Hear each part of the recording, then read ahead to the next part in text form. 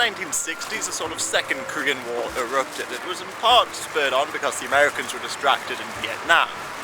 But because the Soviets had withdrawn support for North Korea due to the Sino-Soviet split, they couldn't invade properly. So they sought to unify through unconventional warfare, and they set up Unit 124, aimed at assassinating the President of South Korea. In 1968, about 30 of these soldiers managed to cross the DMZ by cutting through the fence. They then set up camp in South Korea and were stumbled upon by a couple brothers, but the North Koreans let these brothers go.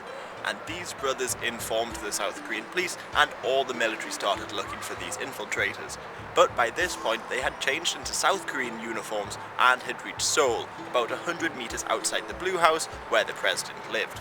But around 100 meters from the Blue House, they were stopped at a checkpoint, and after some questioning they were found out, and a gunfire ensued, and it's believed only one member made it back to North Korea alive. The North Koreans tried to divert attention away from this failure by capturing a US ship a couple days later, USS Puebla, and the South Koreans hoped to respond, but the Tet Offensive in Vietnam had started just a couple days later, so the US couldn't do anything.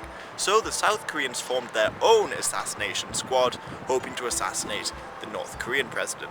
The 209th Detachment 2325th Group was set up on an island near Seoul, and it existed for a couple years, but they eventually mutinied. Nobody really knows why, but it's believed that the training was just so difficult that they couldn't take it. So they captured a bus here in Seoul, and most of the members were killed in the fighting that followed, so they never made it to North Korea. President Park was later assassinated by a member, well, one of the leaders of the Korean CIA at a dinner. And on the topic of Korean assassinations, I should also mention the assassination of Empress Myeonseong in the late 19th century by the Japanese. There was a Russian eyewitness to the assassination of the Empress, and he reports that the Japanese stormed the palace armed with sabers and spent quite a long time looking for the Empress.